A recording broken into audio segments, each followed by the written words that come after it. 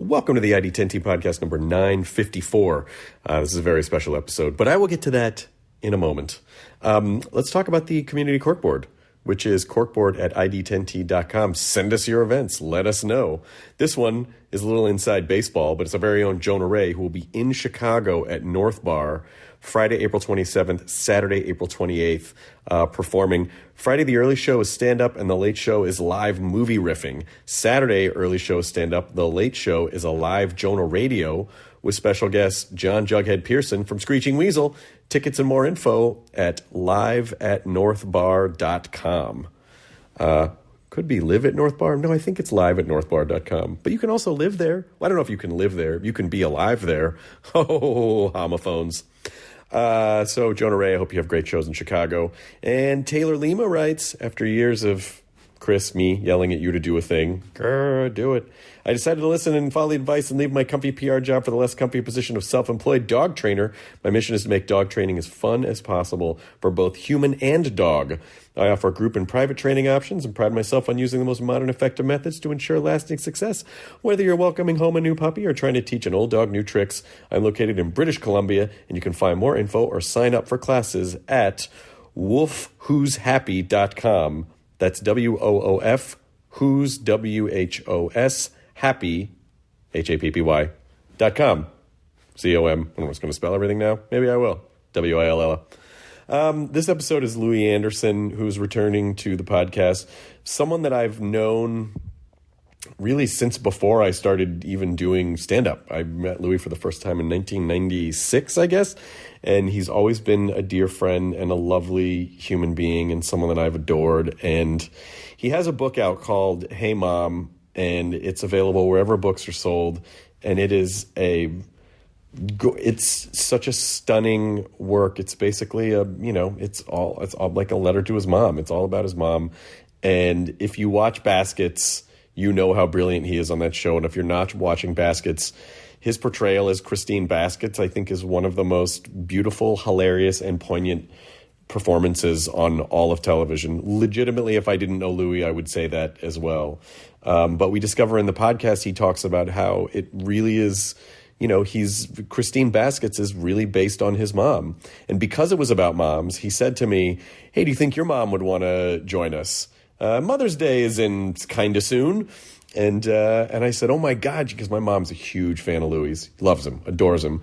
So my mom said it on this podcast, and this is very special to me. I mean, I had my dad on in 2012, and I hadn't ever had my mom on the podcast before because I'm an asshole. But I've rectified this, and I was over the moon to be able to have her on, particularly this episode. And I got to say, she's really good. You'll hear, I was impressed. I was like, she's never done I don't think she's been a guest on a podcast once or twice, but there were times where I just sat back and I'm like, Mom's driving this one and she's killing it. So I was very happy and proud to have her on. Love you, Mom, and I love you, Louis Anderson. This episode does have a sponsor. That sponsor is Black Tux.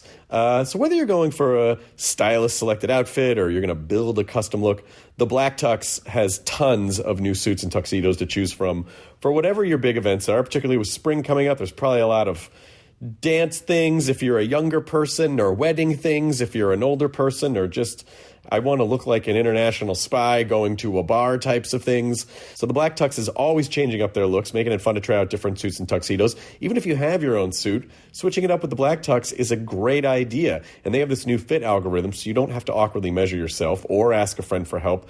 They do it for you. Plus, the Black Tux free home try-on lets you see the fit and feel the quality of your suit months before your event. So after you're ordering, the suit's going to arrive 14 days before your event, and returns are super simple. You wear it, then you send it back 3 days after your event. Shipping is free both ways. So stand out at your event for the right reasons with the Black Tux. Get 20% off your purchase. Visit theblacktux.com/ID10T. That's theblacktux.com/ID10T for $20 off your purchase. The Black Tux, premium rental suits and tuxedos delivered. And now here's the ID10T podcast, number 954, with Louis Anderson and my mom, Sharon Hills. Hey, Mom. It's the name of Louis' book. I'm also saying, hey, Mom. Also, hey, Katie. Hey, roll the thing. Initiating ID10T protocol.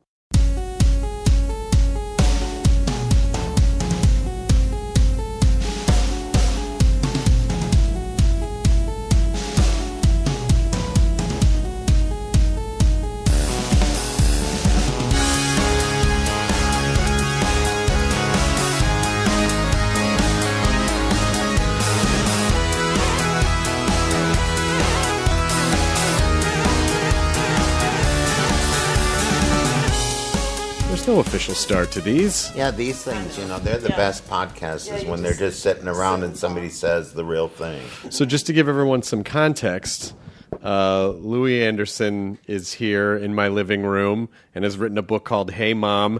And then before he came on the podcast said, hey, what if your mom said on the podcast? Which delighted her because she also adores you.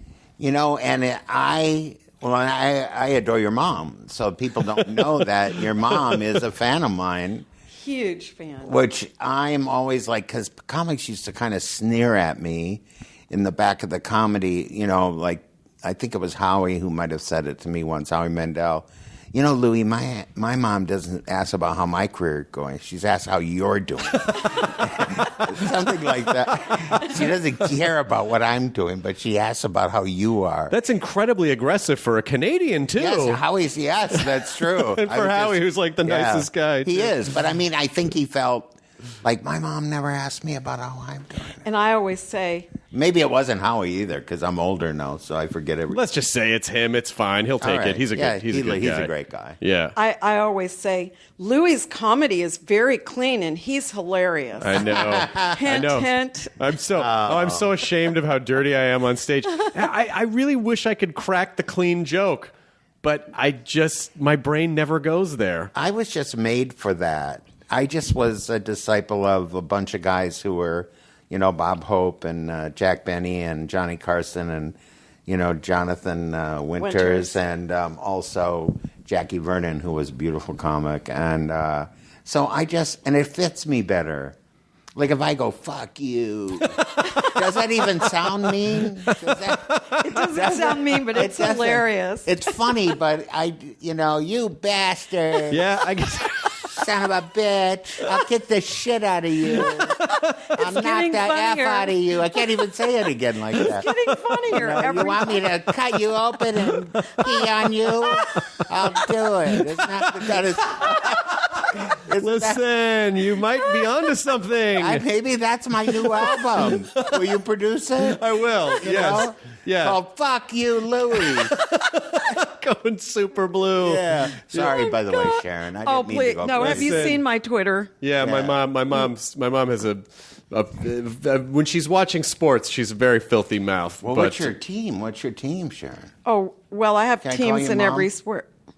Well, all right, I'll call you Sharon. Yeah, you better. Okay. Yeah, I didn't. Geez, I got to look. that was ice cold. I'm telling you. That was. I don't think so. That was your offer's too low. Yeah, your offer's too low.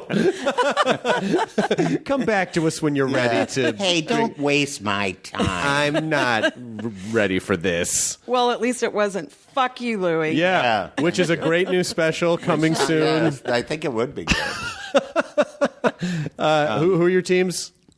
Well, it just depends on which sport. I love basketball? The Miami Hurricanes. Oh, that's my school, and I love everything about the Miami Hurricanes. Love UCLA, love the Bruins, love Louisville basketball. Nice. I had Villanova to win it all. You did? Yeah, but my other three bit the dust. Like early, I had Virginia, and I had North Carolina and Duke, which you would think would have been up there. Katie, what are they talking in a year? About? But we're but losing at least, the audience. Yeah, we're my mom. But those are good. I didn't know all that. I'm glad I know that. This was a very special. Maybe when's Mother's Day? It's in May. Mm-hmm. Maybe this will be like, I don't know if is this going up before Mother's Day? It's going up before Mother's Day. Maybe this will be like a pre-Mother's Day thing because your book is about Mom, and my mom is here. Yeah, and I just thought, wouldn't it be interesting, because my mom's not here. That's one of the reasons I wrote the book, so I could kind of talk to her. But one of the things that came out from writing the book is, I thought, wouldn't it be good? And, of course, I knew I was lucky enough to be on your podcast again, which I appreciate. And wouldn't it be cool, because your mom knew me. Yep.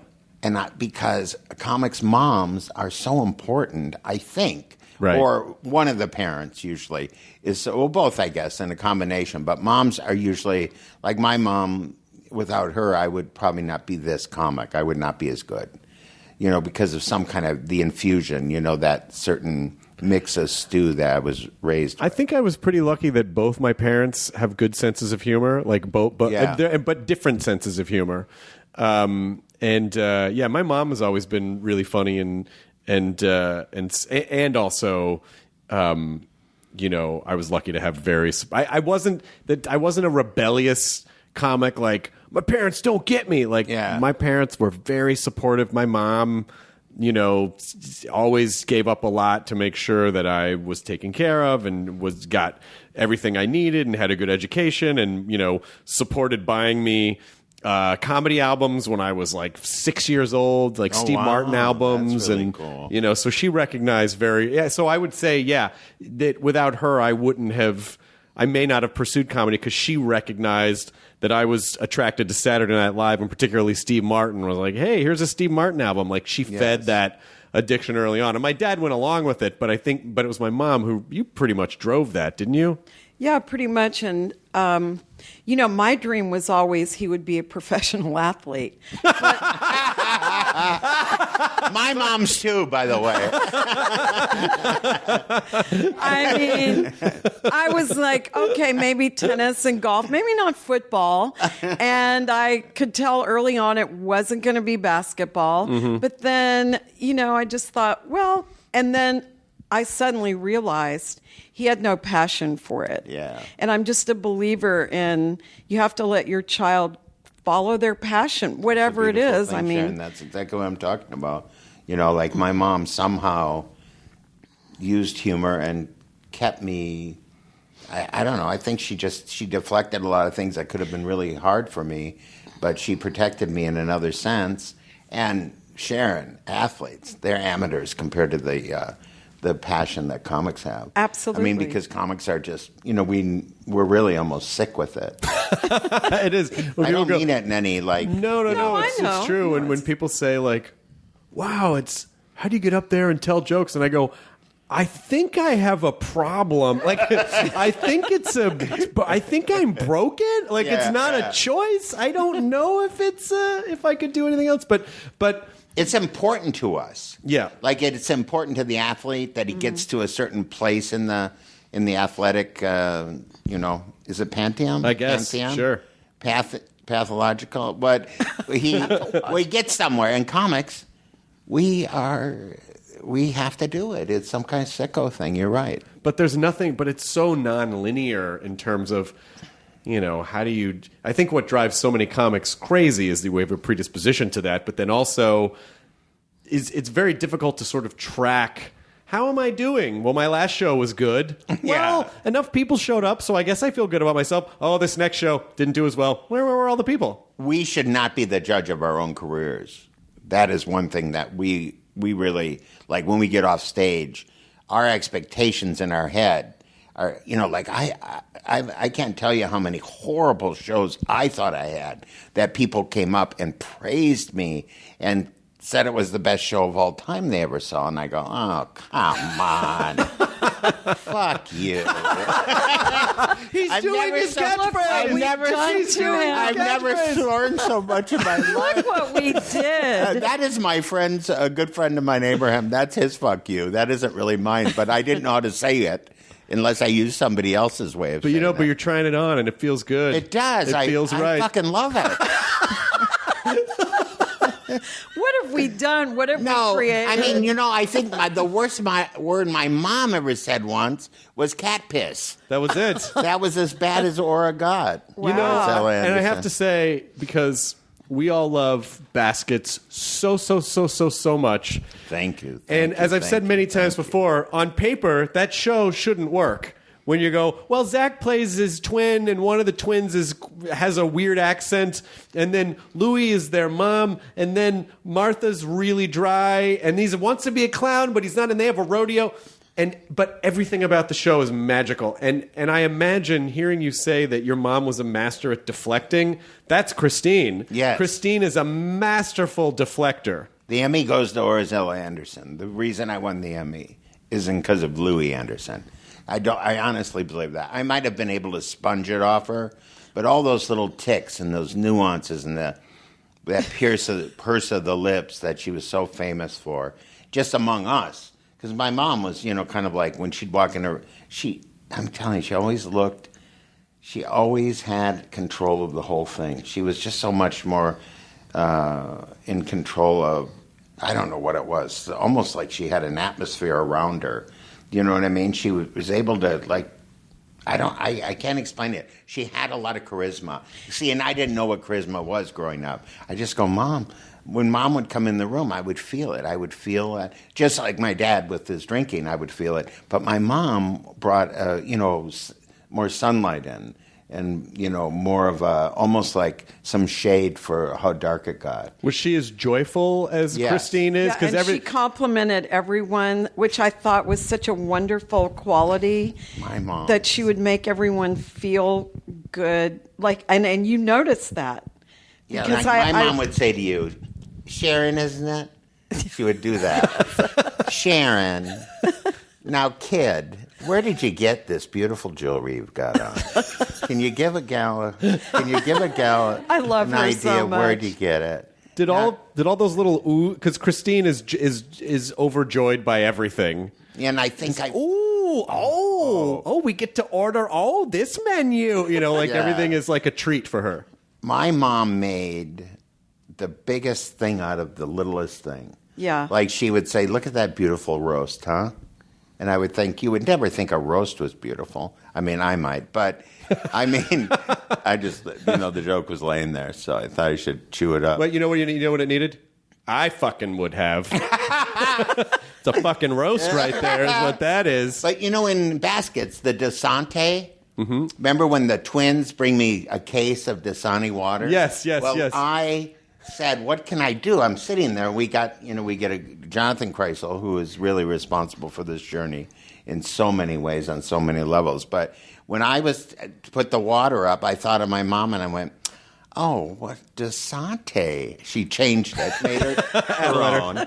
Oh, this is this blue. I'm going to put this up. This would look nice just in a window in its own. It's such a color. And that was definitely my mom. That was thought of the way she would do it. Same with the curly fries. We had little salt dips. We live in the projects. We had little salt dips that mostly rich people have that you dipped the radish in.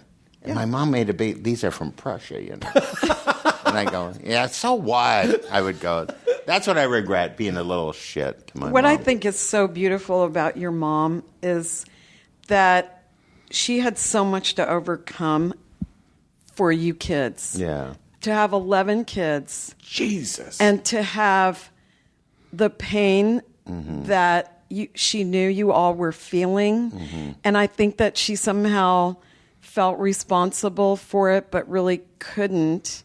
I mean, in those times, how could you just leave and have 11 kids and survive? Where would She couldn't.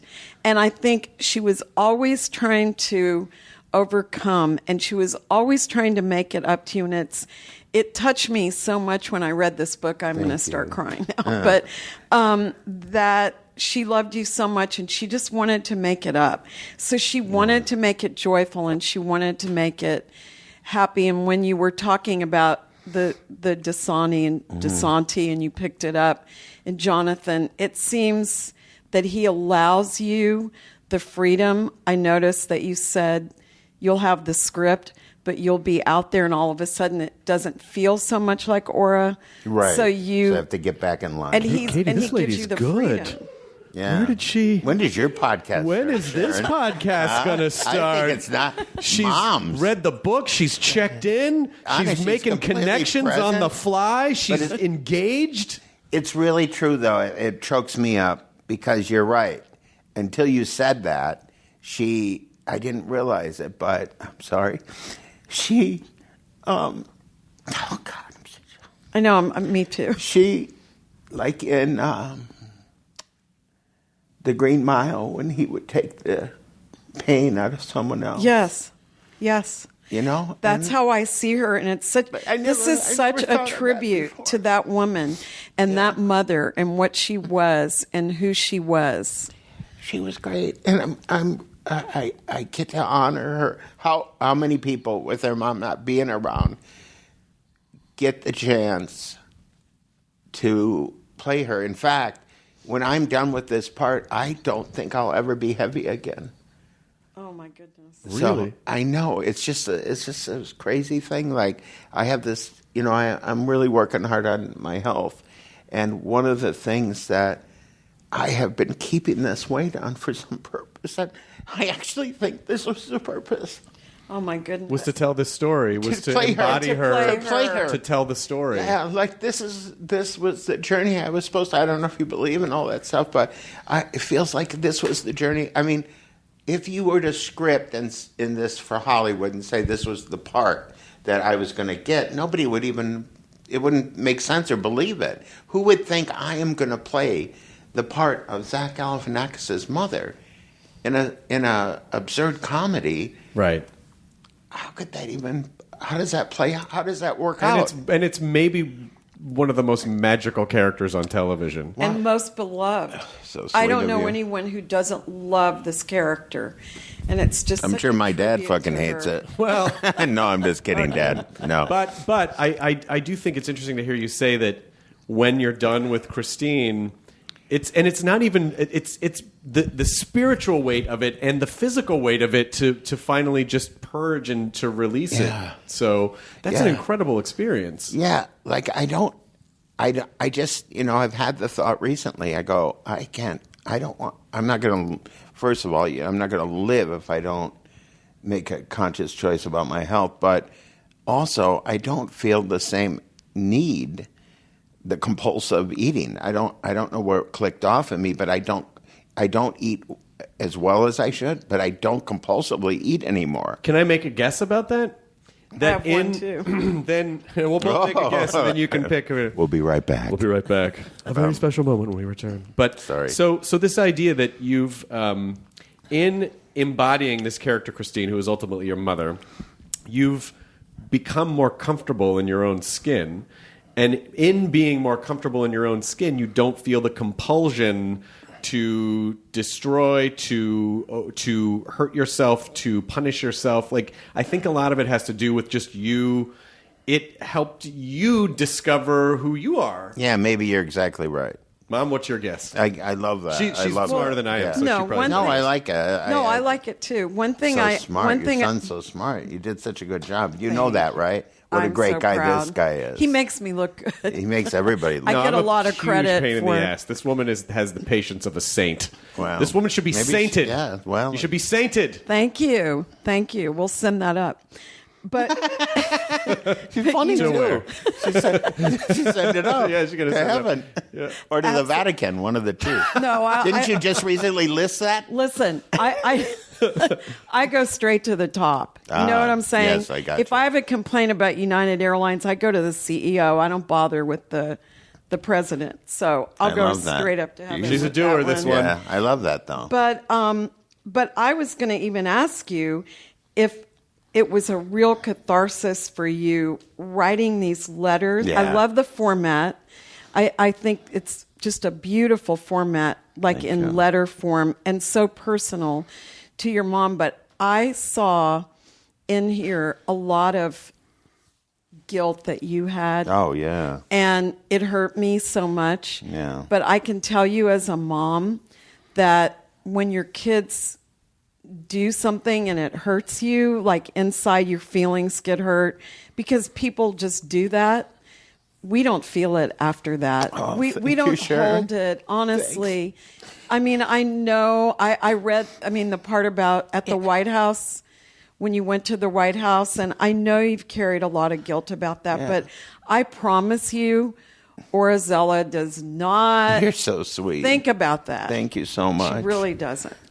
I mean that my instincts were right about having your mom, because this is it's just so perfect. I mean, she's a comics mom, and to say those things. And she's incredibly. This one over here, So is- sensitive. She's like a mega mom. Yeah. like her. She's like a Yoda mom. Well, this is the type of person my mom is. So my mom has this real shitty cat. And this cat, the cat's an asshole. It just is. Yeah. It's a beautiful She little can't cat. help it. See, this is what I'm saying. Yeah. So this cat There was a period of time where like my mom was like, I think Grace ran away, and inside I was like, fuck, I hope so. But with my mom, because she'll show up and this is perfectly embodies. So my mom shows up and she'll have these gashes in her arm where the cat bites her and scratches her because it's a rescue cat. It's a beautiful little cat. And I go, Mom, what are you doing? Just open the door. Just let this cat is biting you. You don't deserve this. It's my mom. She can't help it. She was not given the life. She didn't deserve this. So she like just absorbs the damage and doesn't blame the damager. And I still think that cat's an asshole, but this is a testament to like how maternal and how loving she is, that it is really like when you talk about unconditional love, this woman, I see it from her, because I'm a huge pain in the ass. The recovering addicts, like comics, it's a lot of it's ego. not true. He's such lying. Such pain in the ass. And then she's just, No, he's right, Sharon. No. No, I mean, Sharon. I don't see it ever. So, I see. Well, if the cat's biting you and that kind of stuff. Very few people would have that, like maybe after 3 times. But if the cat has done this over, it sounds like it was a traumatic experience for you. 2 cats and a rescue dog, and they are her children. And when they die, it's very hard on her. It's very hard on her. But I always say to her, like, you have to understand, these animals. Any person would be lucky to be reincarnated and be an animal rescued by you, because their lives are unfucking believable. I mean, they have their own house, basically. I mean, basically yes. But you're not mad about it, though. No. I used to be really jealous. You did? Oh my God! Oh, he was an only child, and he was jealous of the dogs. When he was little, he would tattle on the dogs to try to get them in trouble. Well, they were looking at me. Well, he didn't have any brothers and sisters. He called me from the other side of the house. He was upstairs. I was downstairs. He gets on you can cut all that out. the intercom. Mom, I need you. I need you to come up here. It's really important. Okay, I go all the way across the house, up the stairs, back to his room. I walk in. I said, what's the matter? It's the dogs. What about them? They're bothering me. Well, but what are they doing? They're looking at me, and I don't like it. Well, I didn't, and they wouldn't listen to reason. So I had to call the mom in. I love that. To take care of the problem. Yeah. Well, first of all, it's really lovely that your mom is here, and I'm getting to share her with you for a little while. Oh, yeah. Well, it's she a really adores beautiful you. thing. Like sending her that text, I knew how happy it was going to make her. Like, Louis wants you on the podcast. Oh, really? Like, it was such a, she was so excited. Yeah. So excited. I just... Well, she already has made me feel how lucky you are, because already she did so many sweet things in the short amount of time. Even before you got here, she, mentioned how happy my mom would be over all of this. And she's so happy. Yeah, you're so sweet, Sharon. It can't be. I mean, I can't imagine. I mean, I literally can't imagine the job of being a mom and what it must be to have to, keep it all together, be strong, be a rock, but also have to separate yourself and let stuff go, still love people that are mean to you sometimes, but still just have that unconditional. I mean, it's almost unfathomable to me. Does that make me a bad person that it's difficult to fathom? No, not I guess that's just so specific to being a mom. I mean, and an only child, that's a whole nother experience that unless you're an only child, people can't. Because I've met only child people, and but when you meet an only child, I almost always immediately know that it's an only child, almost immediately, because they are only doing their thing, and they don't really. They have to be. If they weren't taught to know other people exist, they can be very, just. Oh yeah. And they don't even mean it. No. They're just everybody's always done everything for them. Right. And they haven't had to share one person. It's so they just kind of either. Does that make any sense? More than you can imagine. It's a challenge to make the child understand that you're everything to me. You're everything to me in this world, but you're not everything to everyone else in the world. Right. That's exactly right, because that's But how they to are. me, Right. there's no question. And my mom did that with all 11 of us. I know, We it's thought amazing. We thought, each one of us thought, she really thinks I'm the best. Oh, you did? Yeah, she was really good at it. Even when we were in the same room, she just looked at me. I think I'm the favorite. But my brother Jimmy was the favorite. I just never would admit it. Yeah, that's what you said. Yeah, my that- brother Jimmy he could do no wrong. My But, dad was I one love of my brother 11, Jimmy. So. 11 kids. Oh, really? Yes, one died when my dad was a child, but he said my mom had, after the one died, there were 10, 8 boys and 2 girls, and he said she had 10 kids, raising 10 kids, and we were all spoiled. Yeah. She would make some people for have this a, one Those with that Italians, one. they just came over. They well, landed in New York in the early 20th century, and they just started this human pyramid scheme. It's like, let's just make as many as we can, and they it's did. common. A lot of Italians, a lot of big families with Italians. When I meet people, I'm from 7, Louis. Yeah. That was Yeah. my Italian. Birth control is no fun, all right? Am I right? Hey, fuck you! Hey, fuck you! What, the pull out? never I don't swear pull again. out. I This is- stay here the whole time.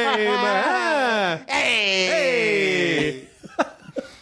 Comic. Doing justice to my family heritage. Oh my! Well, what? Yeah. So, did you ever want a lot of kids, or would you wanted to keep it small? No, I wanted 4. Whoa! Yeah, I wanted 4 children, and the 3 animals. after Chris, that's right. Oh my God, have you're 4. right. So easy. Holy shit! You're totally The 2 dogs and a cat. That's Oh my exactly God. right. And I have 4, but Fantastic. I lost my second little boy at 7 months. Sorry. And So he wasn't 7 months old. You gave birth at 7 months. that's right. That's when I was 7 months pregnant. He was premature and lived a day and a half. But fortunately, I had this one at home, and that kept me strong and kept me going. And I decided, because I had this wonderful father who taught me strength and faith.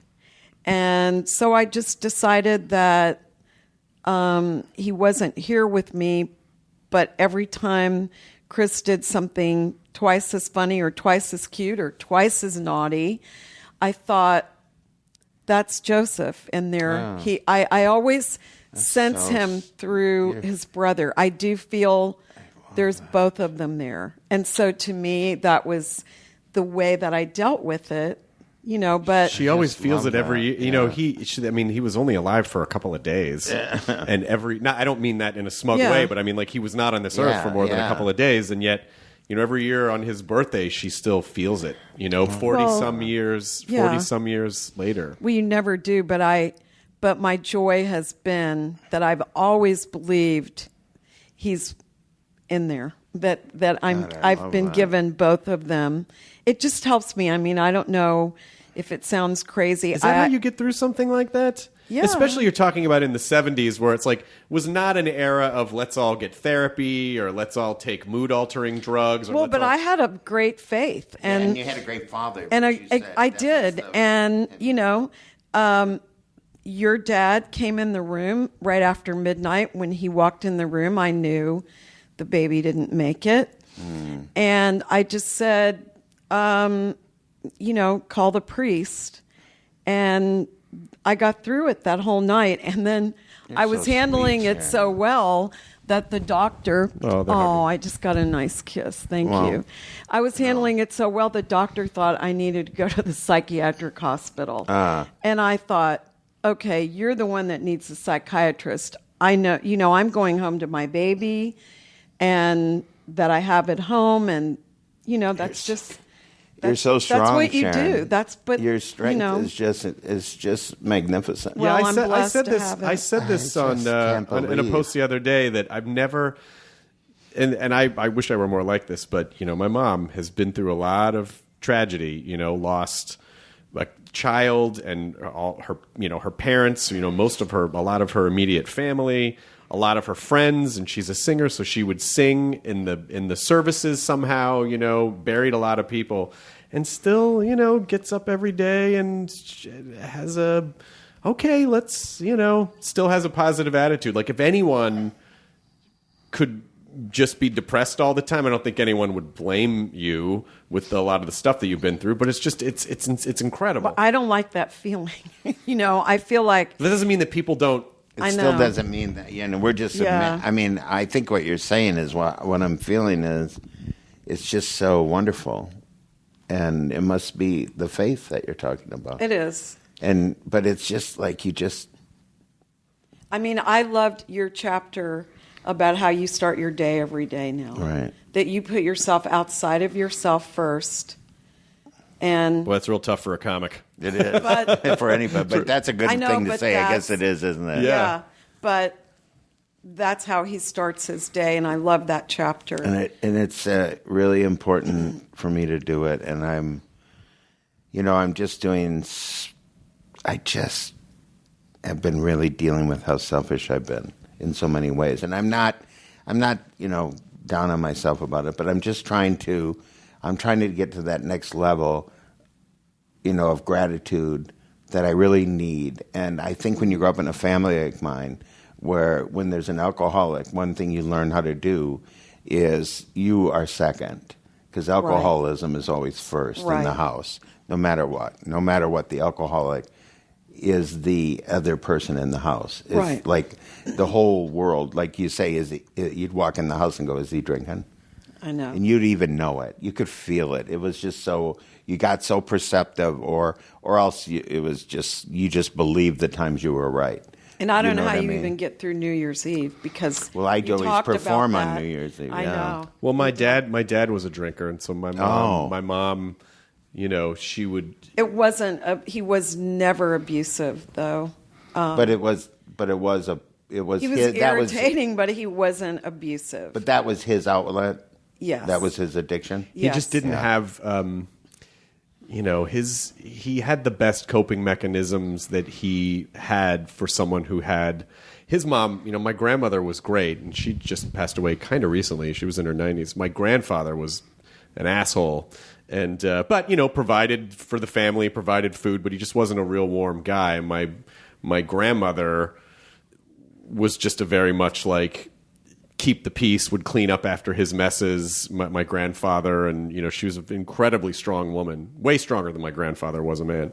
And and so my dad just didn't have great coping skills, so he left home to pursue a career at 17 to be a freshman, and really was just like drinking was just his coping mechanism. He just didn't have a better skill set than that, And the same story as my dad joined the service, made his stepfather or whoever that guy was who adopted him, that family, sign his induction to the service. Mm-hmm. And drinking was his thing, because I think that until not that long ago, people didn't talk about any of this stuff. No, it was very heavy. You go to the priest, or you go to the, you went to somebody, but you didn't talk about it. No, and that's why I think it's so good to talk about it, because it needs to be normalized in the sense that it's not this thing that we have to tiptoe around and, you're something really wrong with you. It's like, well, you know what? Some people have the defect, and you can get through it, and it's okay, and you're not ruined for life. It's just like it's just a thing you got to figure out. That's all. I think that one of the things that is, I remember my mom. Sometimes I think my mom was just more stubborn than my dad, because he finally quit drinking when he was 69, and my mom turned to me and she said, "I told you he'd quit." and I just thought, what? I thought I was in a house of horrors. I thought it was a crazy house, right? They go, no, I didn't say it. Right. I didn't know what to say. It hit me like a shotgun blast. Yeah. But I didn't. It was a realization, like, oh my God, she thinks that's why. And we went to one Al-Anon meeting, and my dad went to one AA meeting. And then when he said, I don't need no fucking meeting. and he never went again, and we never went again. And that was a bad thing. We should have kept going. Right. But once the alcoholic again, he dictated, our health and getting better. Right. Because it was a time. It was the 60s. Yeah. So alcoholism, wasn't as, all those meetings, they were just getting going. Well, I hope that you let it go. I hope you. Oh yeah. I mean, like my father, not that. I just mean the guilt or any of the, you said, oh, I was such a shit or whatever. I mean, it's like, at least, if that's even true, at least you've acknowledged it. You're ready to move on. Well, and your mom, the thing she said right there was magnificent. And it's just like, I am the luckiest guy in the world. I'm playing my mom. I played my dad in my cartoon. Right. I worked through that. I really did a good job on forgiving my father. I really do forgive him. And think fondly of him for the most part, and he was very funny. And my mom, I just needed to, I'm playing her, and I just wanted people to know that, people always say you're such a nice guy, but I wish I would have been nicer. And I think that happens. And I say it not just for me.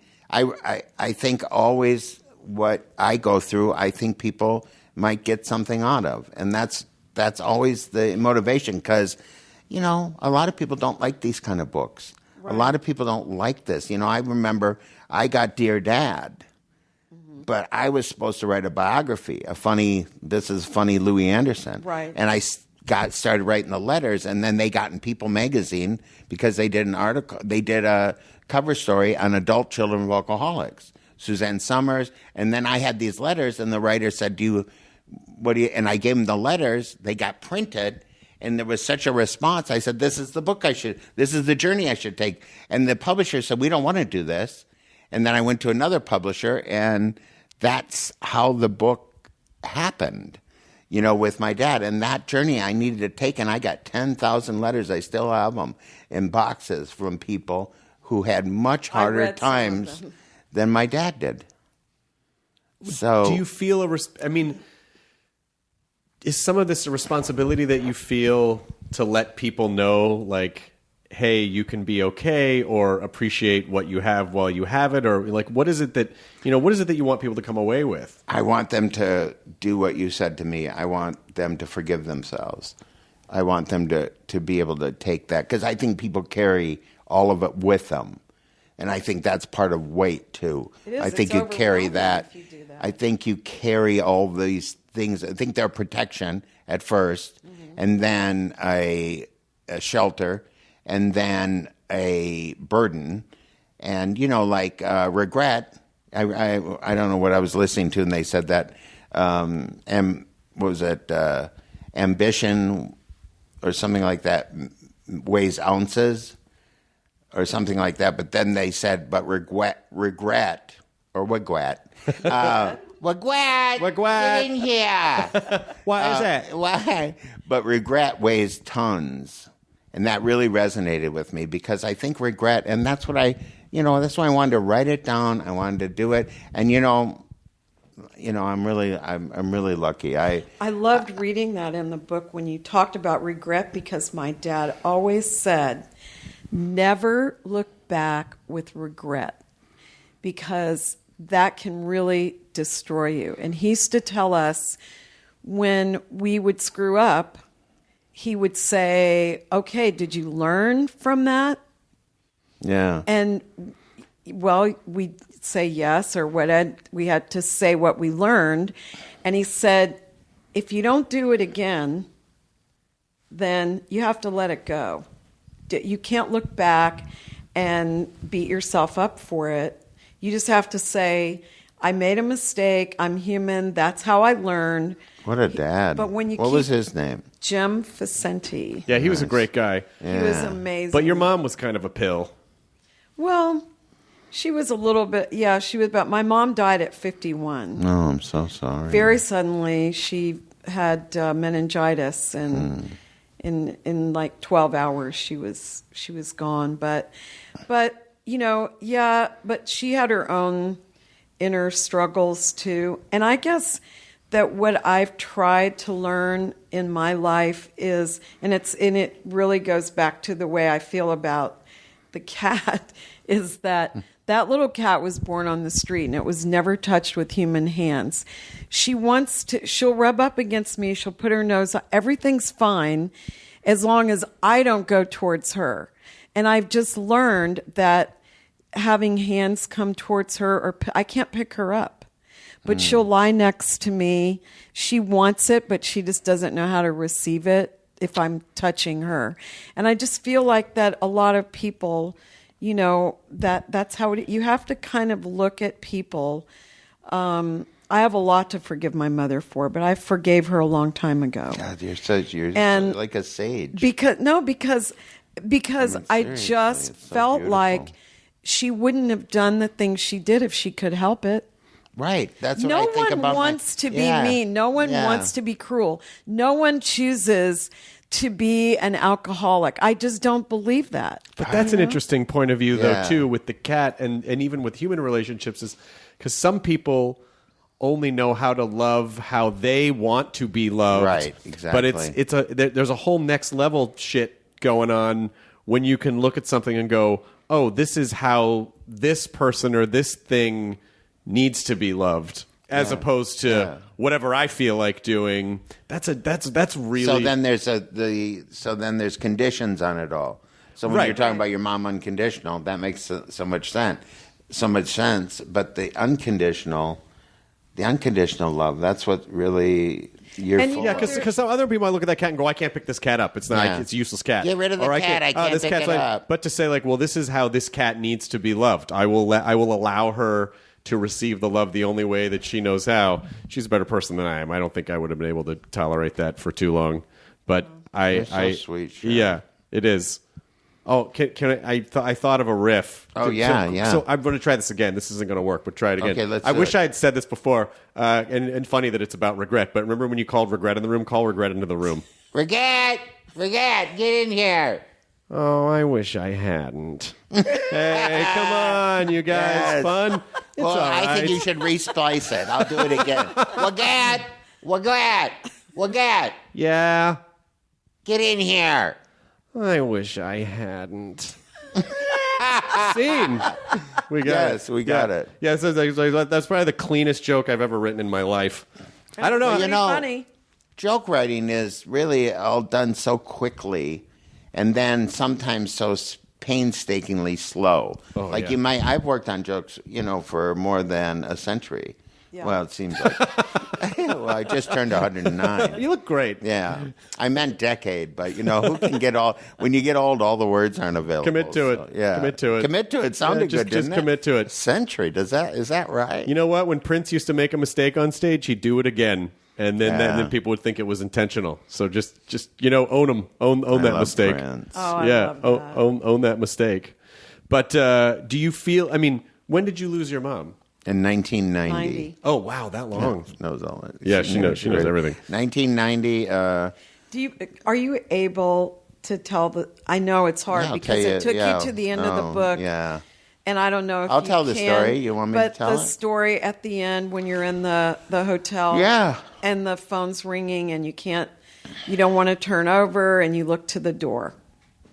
Well, I'm in it's the old gold medal or something, gold medal flour mill was made into a boutique hotel in Minneapolis long before boutique hotel. Really, it was really one of the first boutique hotels. And so all the hallways were small and they couldn't do anything with the building because they were, they have to keep the historical stuff.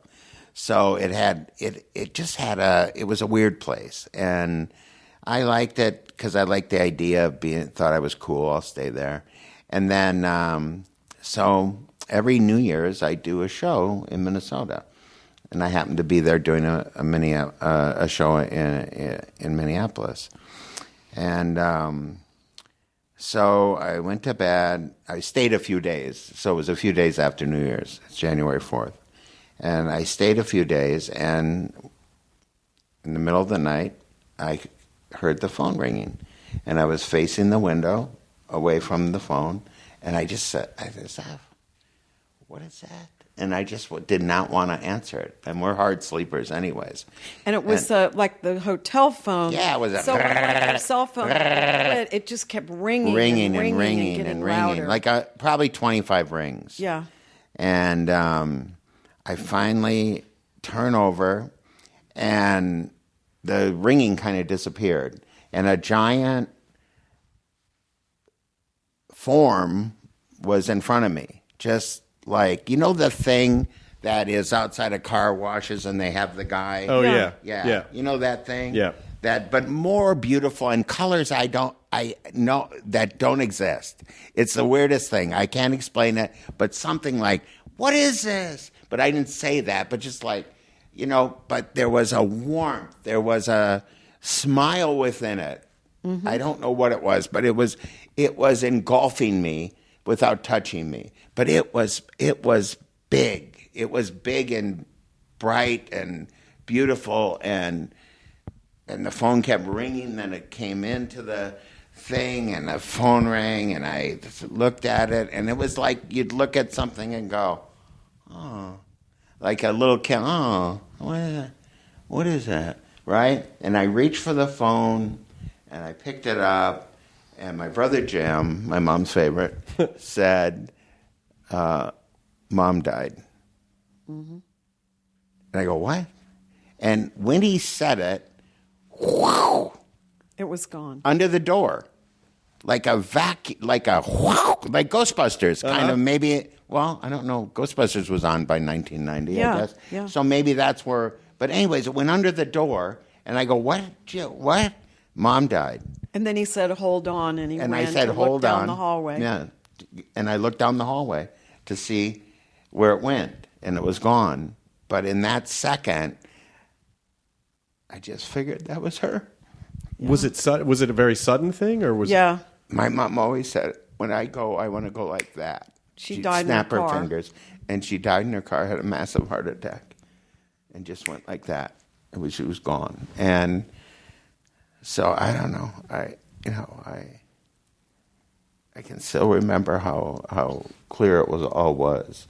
And so, I'm not really like ghosts and all that stuff. I don't really like think, ooh, there's a ghost.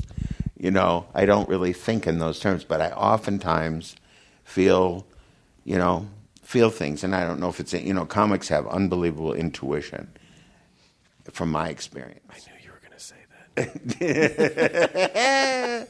I wish you really did know. I was going to say that because that you just would turn to a sheet of white, right? But anyways, that's what happened, and that was and that's how I started the letter to my mom. I kept putting it off, and I'd write these letters, and I go, Mom, I'm too tired. Tell her something. And I go, I'm too tired, and it's too emotional to tell you about that day you died. And so it's a beautiful... It really is beautiful. It's a beautiful tribute. It's a beautiful... it was as heartbreaking as it was, she gave you a beautiful experience. Yeah, and I hope the book isn't too sad for people, because I don't think it is. No. Because I really made a point of not being... Like my dad, the dad book is really hard, because it's so much sad stuff. But my mom... No, there's a lot of light. There's a lot of light just like her in it. Mm-hmm. I mean, is it...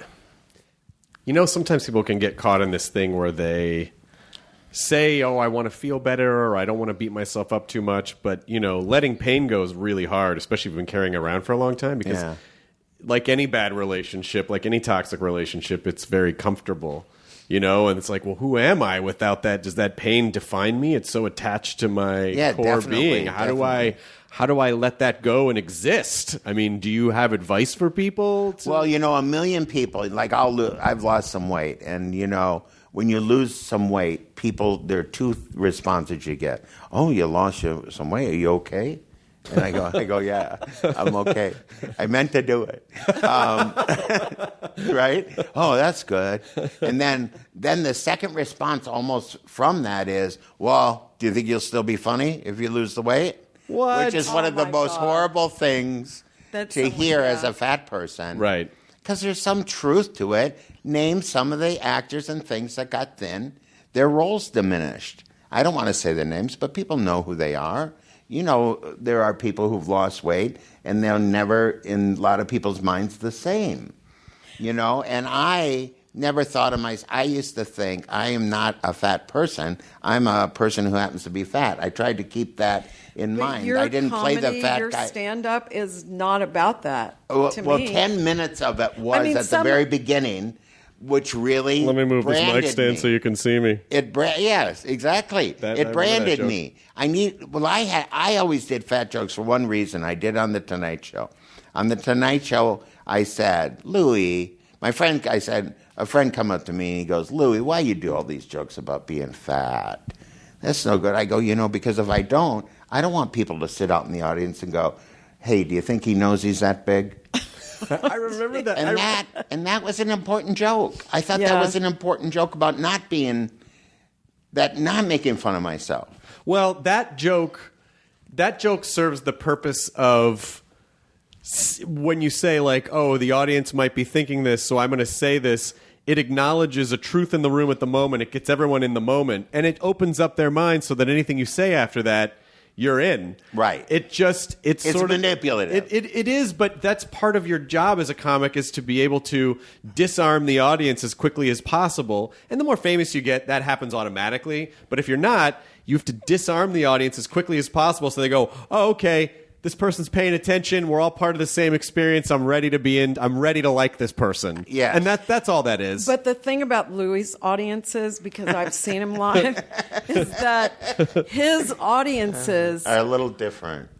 Because they come there, they believe, every one of them, because I sat around a lot, they actually think they're friends with him. Yeah. They actually know him. But, they really are in the sense of like I always feel comfortable with human beings, especially the ones I don't know. Right. And they love you. They love anything that you say.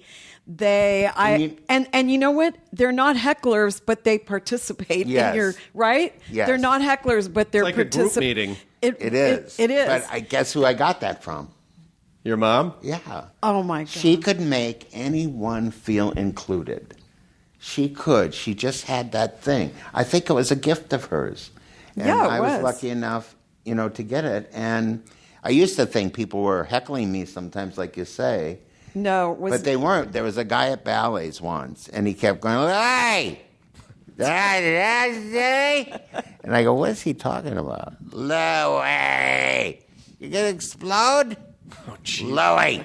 But I couldn't put it all together. I go, this guy is not, and nobody could really hear him. The crowd could hear him around him, but he was just trying to go, Louie, it's right, Louie, you explode, just like that. And I go, finally it dawned on me, he's doing my joke from the Tonight Show. I go, I'm sorry I'm sweating, everyone, but if I don't, I'll explode. He's doing the joke. Oh, that's right. It touched him somehow. Yeah. It connected with him. And he wanted to hear it again. He wanted you to do it. He wanted me to do it. He was just super drunk and trying to connect. He was on it. Well, but I think the part of me, I think people know Dear Dad, and I think they want to reach out, and that's their reach out. They get really super drunk because I've had people where I've said to the people, the security, I go, don't throw them out. I go, listen, Janet, come on, let's just give me a little, relax. Yeah. Okay, Louie. That's the best. Well, his audiences kind of guide him too. Like they will tell him. They'll lead him into the thing they want to hear. Yeah. And there was a group there from Family Feud when I went last year in Pasadena. Yes. They wanted to talk about that. I think it's with every comic. I think you must hear it all the time. People yell out stuff. That's part of, like, where they, it's like Arrested Development. Where did my connection become? It could be Family Feud. It could be Life with Louie. It could be, and now it's Christine. Oh, I know. Love you, Christine. Yeah. You know, it's so weird. Do you do anything with her on stage? No. All I say is that, listen, when I say somebody does that, I go, I'll tell Christine you said hi. Because I don't, even when I do my mom, it's not Christine on stage. Right. My mom thing was different because Christine became a real thing. Right. Christine became my mom if my mom were alive today. Because that's the difference. That would be the big difference. If my mom were alive in these times, she would be acting like Christine would. But you have to know on some level that, I mean, Christine is a very corporeal embodiment of your mom, but sort of the way that you are, I mean, you know that you honor her that way, right? I mean, like the fact that these people who come to your shows and they feel like they're friends with you and you make everyone feel included, I mean, you've been doing that for years, just not as embodied, not as solidified as the character of Christine, but that's that's sort of her emotional genetics have passed through, you have been her for a long time in that sense. I have been her a long time, but when you put a wig and a dress and makeup on, I have become her. Yeah. And that is the difference. And I'm at their home in their TV set. Right. They're watching that, and they are connecting with that character. And a lot of them are not Louis fans. Not all Louis fans like the idea that I'm playing Christine, I'm sure. But I don't see Louis in Christine. When I look at Christine, no, you disappear. I do not see you. Yeah, that's my goal every time. I've never seen you. That's my in goal. That character ever. That I try not to analyze it too much. Except the only thing I try to never do is be Louis.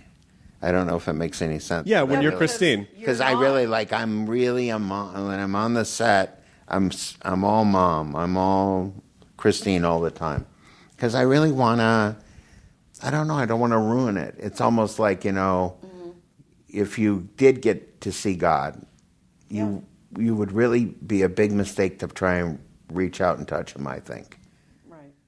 Because I think that occurred to me to reach out to the thing and then have it disappear. Mm-hmm. That was part of the whole thing where I went, I didn't know what I was doing, but I was definitely that. I don't know if I've imagined it all or I've made it all about go towards the light or what it is, but that was something.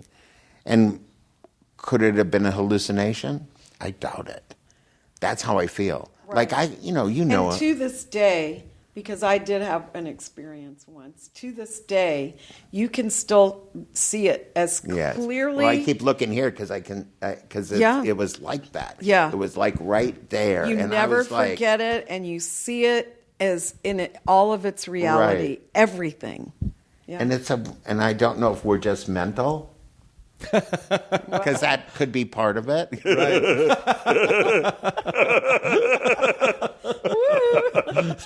Oh.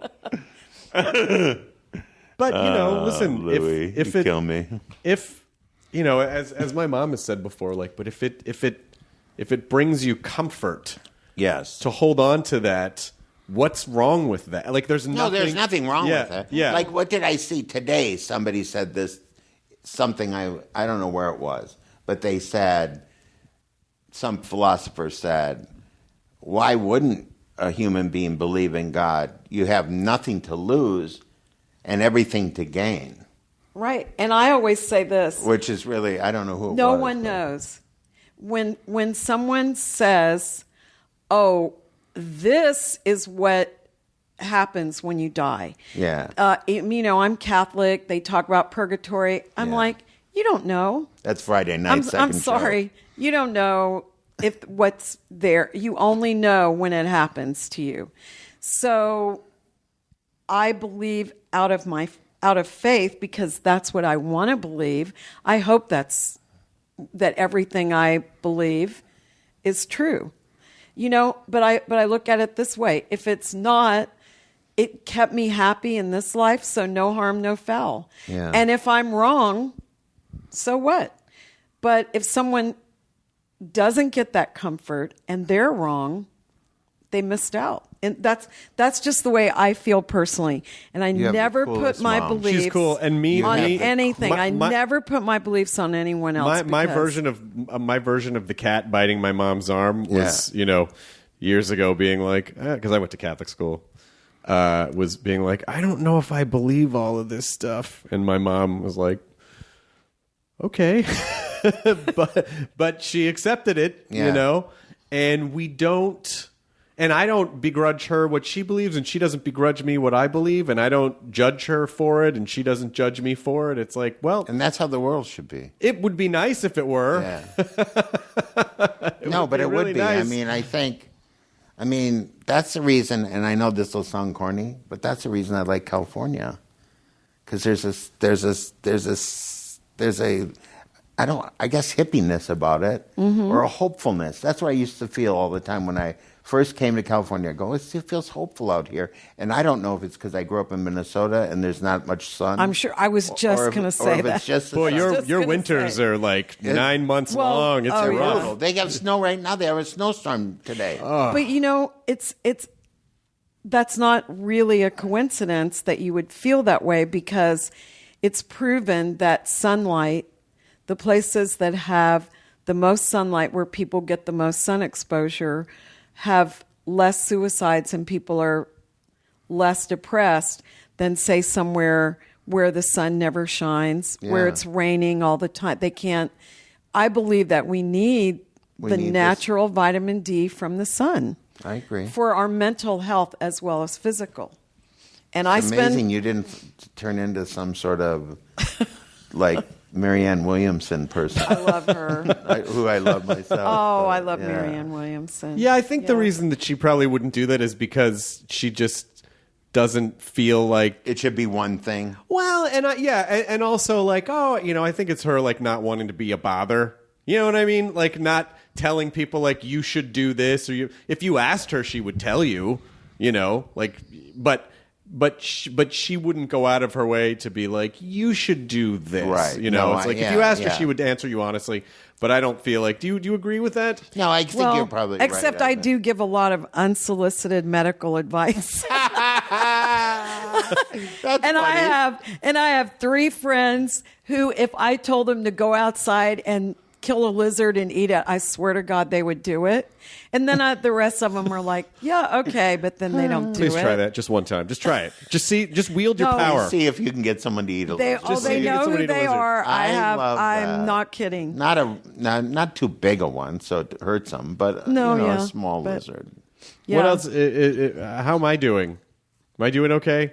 What do you mean? I mean, I don't know. Is there anything I'm not doing? I know you don't have grandkids yet, but I'm okay with that because As she grips the pillow, I'm okay the pillow. You've as just I'm ruined squeezing it. it. I don't think I'll mention that on here, but No, I seriously never thought it would happen. And as I normally do, I am making lemonade. I just say, okay, if that's how it is, that's how it is. I have godchildren that I, adore. Mm-hmm. And and I'm a new son. Yep. oh, here we go again. I want to be. I want to. I mean, I want to be able to bite you. I think we're closer still to likes me. the. Yeah, we're closer to. no, I'm just. My kidding. mom's got the. This is my I'm like favorite. your mother. I'm very vain about that. I know Orizella was very Very vain about vain, it. yeah. And so I am too. So that's why when you said, "Can I call you mom?" and I gave No, you I that didn't look. say. Yeah, I didn't At say first, call you you- mom. I said you're my new Can I, mom. yeah. Yeah. And I was Yeah. like, well, No, how that's about it. brother? Yeah. Yeah, that's here's the thing. right. Here's the You're thing. right. Here's the thing. My mom has this really great.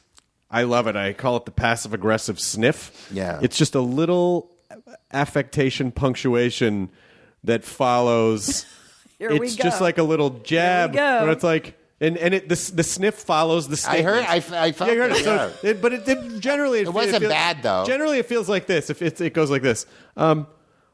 Well, I mean, if you don't, If you don't feel like having children, that's fine. I've got pets. Oh, did she really always? It's always the because she did do it. Sniff right after. Oh, you don't have to. It's fine.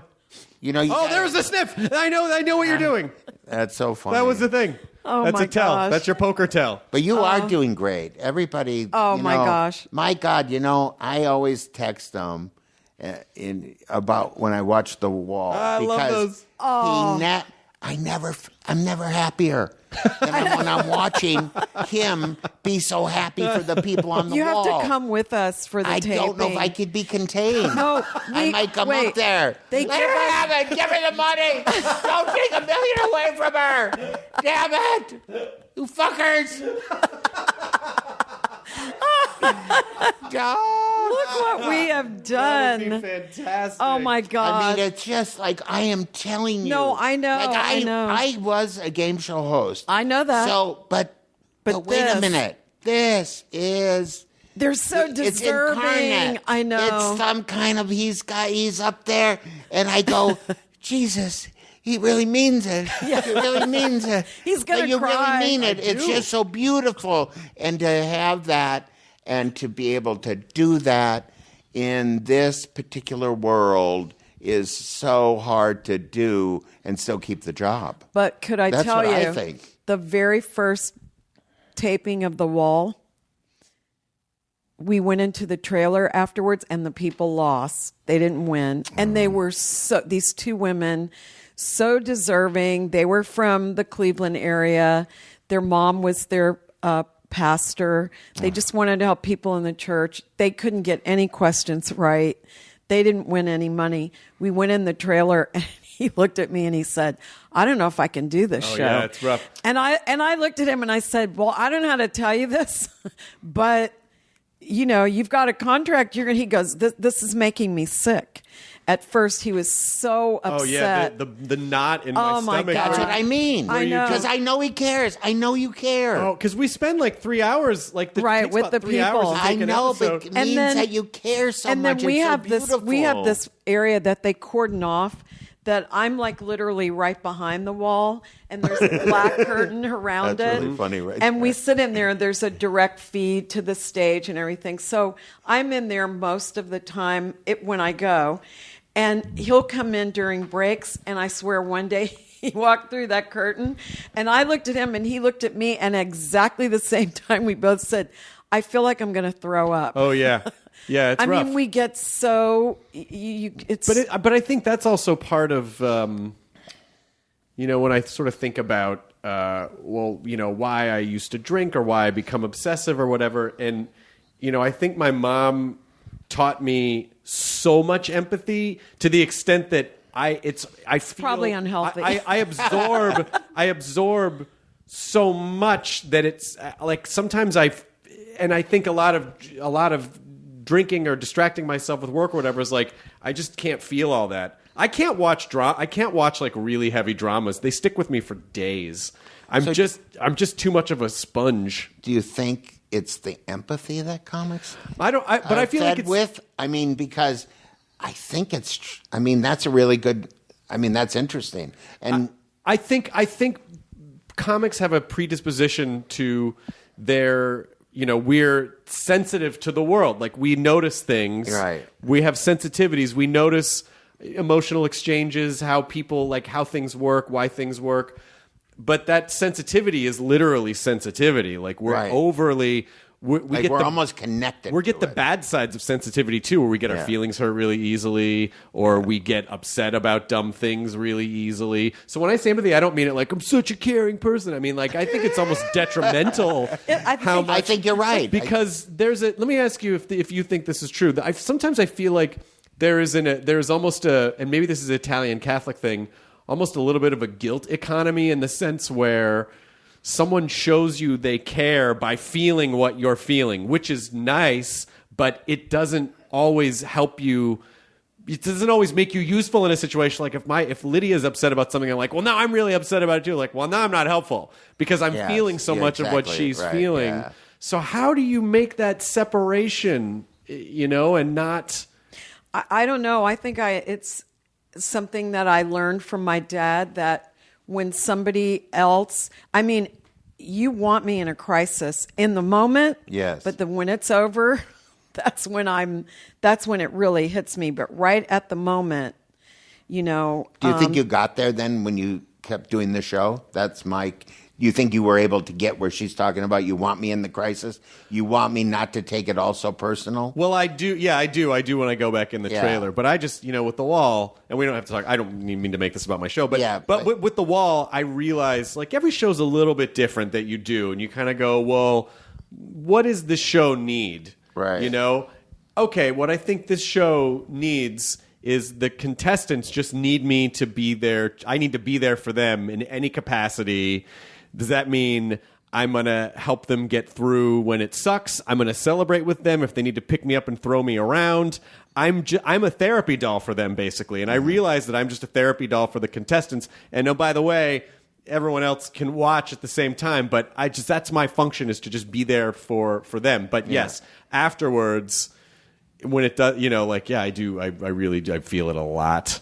I really do feel a lot. But I don't know if that's selfish, though. Is it selfish to feel that much? Because I feel like the entire audience and the I don't mean for The Wall, but I mean in feels... general, is it selfish to be that much of an emotional sponge? No, it's just dangerous. It is dangerous. That's what you hit that on the head. But... And you may not even want to have any of this in there in your podcast. You may not want to. No. I'll leave it in. But I just mean, I don't want to. All I was saying is, I don't usually watch many game shows, but when The Wall.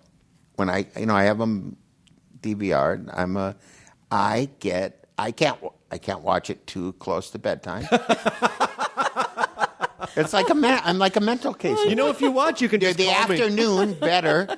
In the afternoon, when it's I'm light good. outside. Yeah, light out. I got a guy here. You just call me and go, hey, and I'll go, hey, everything's okay, and you'll go, okay, great, and then you. No, I know everything's okay, but I went on the ride because. I think that's what's so great about the show, and I bet a lot of people feel that. I think joy people that you needed a positive show. The contestants always love each other. Right. They're there for each other no matter what. It's a beautiful story.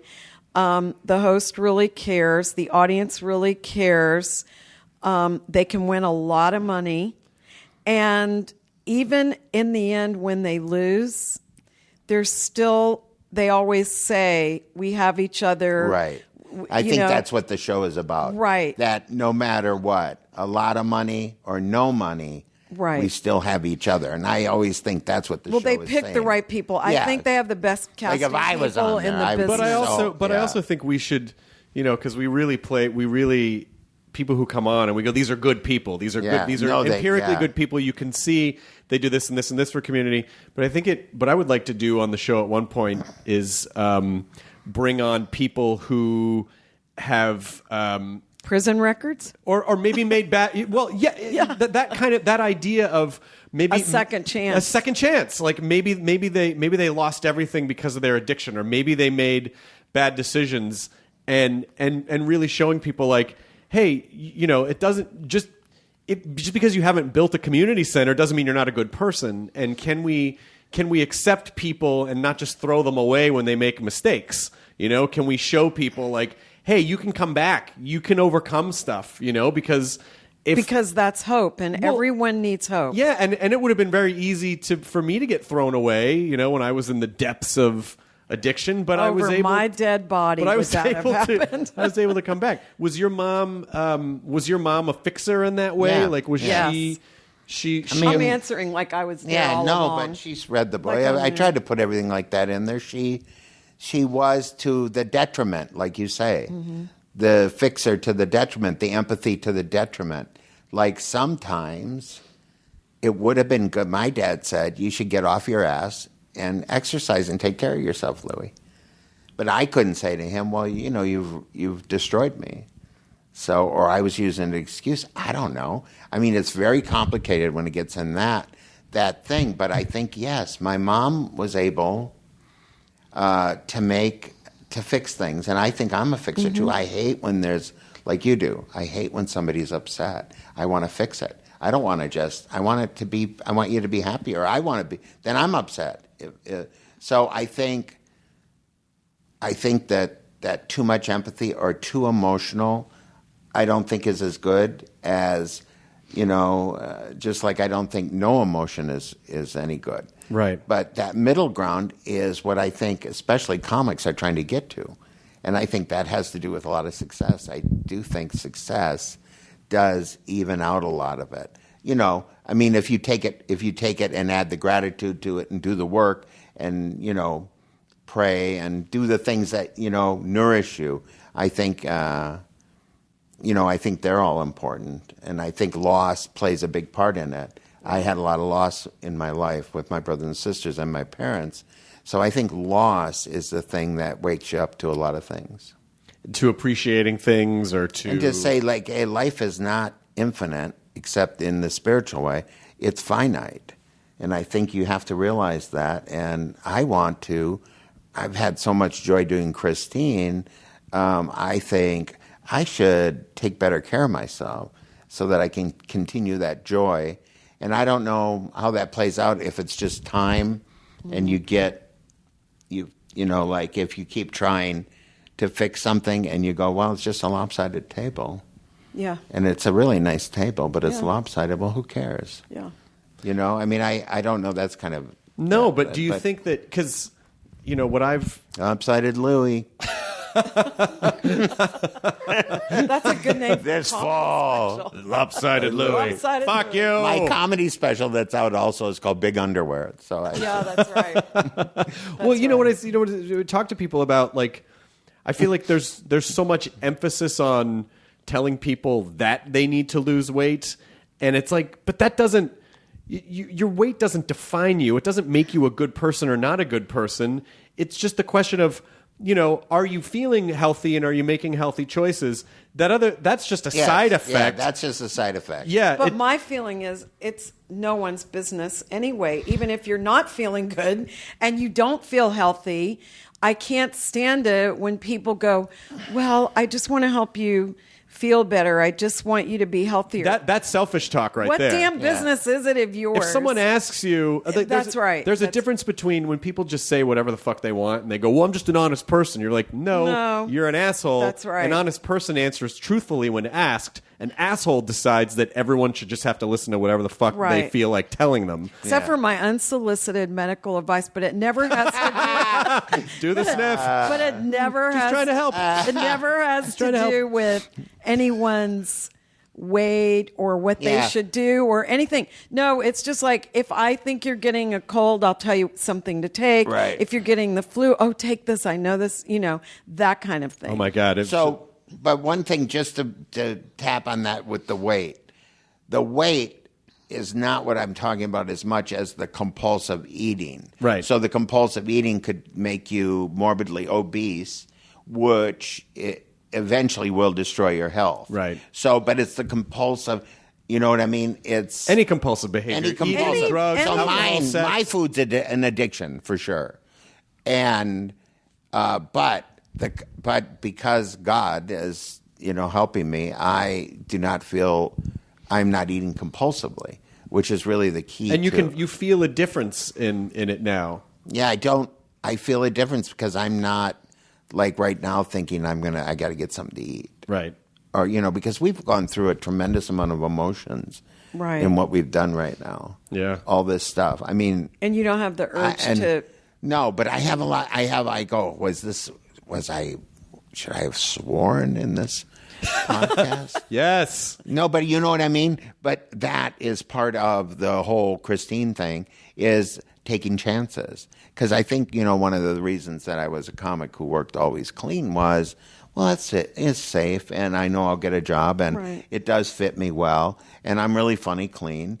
But, maybe I would even be funny or dirty. But I think there's a knows? difference between swearing and filthy. Yes, of course. It's the Richard Pryor effect, I call it. There's content that really bothers me. It makes me uncomfortable. Right. But the swearing part, they're just words. I mean, it doesn't really... Yeah, they're just words. I agree used to with be you. much more of a prude about it. I never swore, and then... And then I just realized they're just words. Yeah. I'm not. I mean, I think if the words have intent, like Chris was just talking about, if the person's an asshole, they're an asshole. Right. Yeah. They're not just being truthful. They're Right. just assholes. That's right. What Right. they're saying is wrong and mean and cruel to somebody. Mm-hmm. So, and usually in comedy, there's a victim. So my victim was mostly me and my family. Yeah. I think in a lot of cases, and I think it was easy to shoot at that gallery. But I think that I was skilled at not hitting people's hearts, and so I think that's what I was good at. But I'm not sure I was as good as I could have been. I could have been nicer. I could have been more love. I always think of those things. Have you ever heard the song Barbra Streisand sings about, if I had changed a single day, what went amiss or went astray? Right. I may have never found my way. Yeah. I do not know that song. Okay, but I she got talks it just about in that little the lyric lost you- opportunities or the missed chances or a lost love or a turn that she didn't take. Yeah.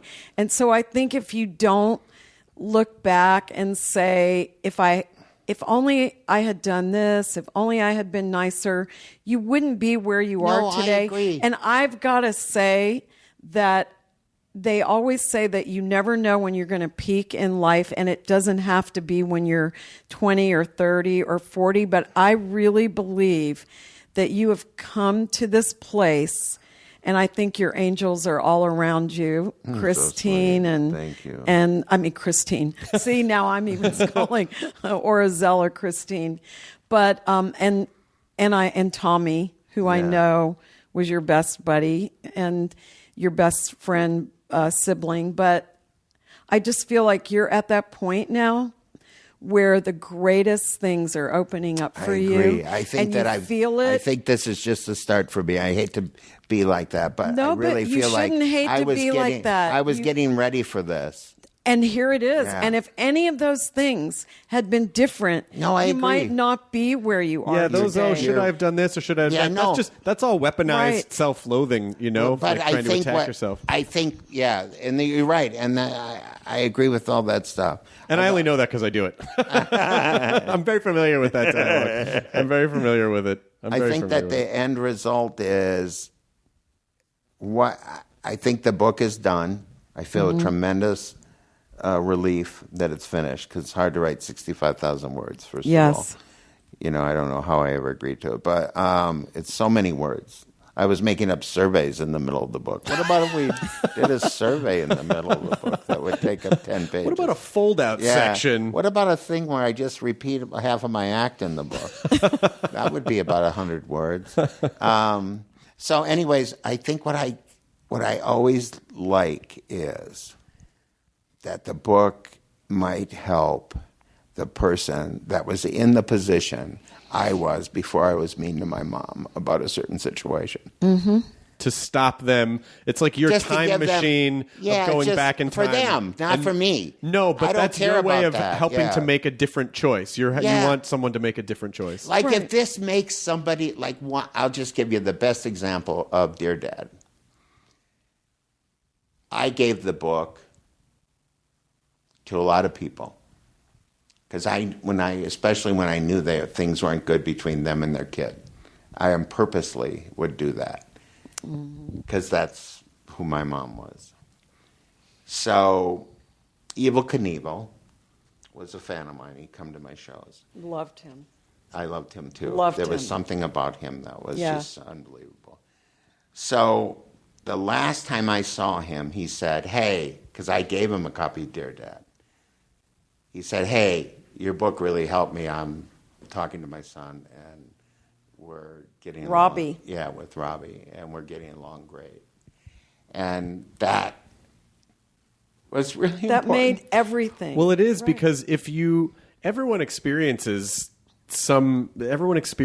whatever their own trials are, Right. And it feels like it wasn't for nothing if you can pass that down and just go, here, take this and do something with it. You learn from it if you can. Yes. Sometimes it's hard because people, Yeah, they need to learn their own way. Yes, of course. But I guarantee you that, a percentage of people will read this book and it will change the course of their lives. And then that feels like, oh my God, everything I went through, all of it, it was worth it because these people. Yes, it was worth it for one person having a better relationship with somebody that will matter. It will matter. It will matter. It mattered that Evil and Robbie, in my opinion, or Jim and Cindy, right? Two people who, I don't know, connect. Well, it allows you to forgive yourself too, because you in a way I really do believe that you feel like I'm getting to go back and make a different choice through these other people that hopefully will make a different choice when faced. And because it's so easy with family to take it for granted or be like, oh, but like just last night, my mom asked me about something. I was like, what? Fine. And she's like, you don't have to. And I go, I'm just, it's because it's really weird. But so my dad is being inducted into his high school's Hall of Fame. Yeah. And I can't go to it. It's in May, and I can't go to it. And so they said, well, will you send a video? And my mom's like, she called last night, and she was like, are you going to send a video? I'm like, yes, I'm going to make it. And she's like, why are you so upset? I don't know. I'll make it, And then I texted her afterwards, and I was like, that wasn't your fault. That was my fault. And I said, at the core of it, I'm just really sad that he's not here to accept. But I totally knew that.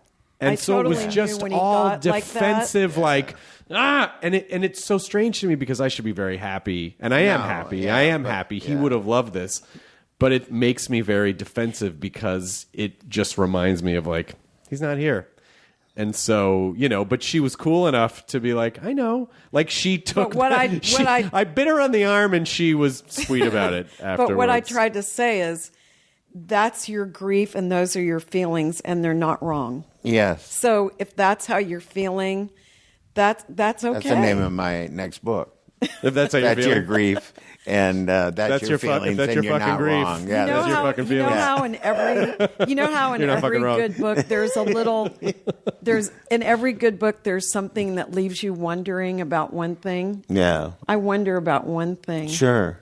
Wonder what happened to Mia. I know. Mia. I think of Mia. I just want to find Mia now. I know. And Mia was a girl that he met in the airport. I mean, she was, she was morbidly obese, and she was young, and I thought pretty, very pretty, but maybe I could connect and. You tried. Well, I think I did. I think on some level, I think when two people who are big, when you're fat and you talk to another fat person, there's an understanding. Don't take my food. No. Well, I had to break the tension. There it is. There's the defensive armor. There it is. Oh my God. Pew, pew, pew. You're not going to take me. Grief. You're not going to take me down. But there's an understanding that there's a common suffering that both of them share. And so I was trying to connect, but I didn't want to be. She seemed young and she had it, and I remember that. I would have felt the same way. Yeah. And I'm glad I did not pursue her. You didn't push. I didn't pursue her, but I know how I am. Maybe she'll read it. Or maybe some other Mia will read it. Yes. And maybe, and if you know this, Mia, and you read the book and you know it, don't tell her that that's in the book, because that's the cruelest thing, and even worse, because it might not be the right Mia. Do you know what I mean? No. So look at, but you know what I mean? Like, I still can see her getting on the escalator and going down and just thinking, stop. You're not going after her.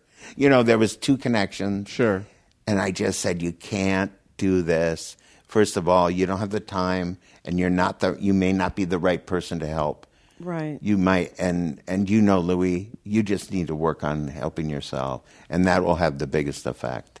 And, that all sounds good. But, the desperate part of myself wanted to run after her.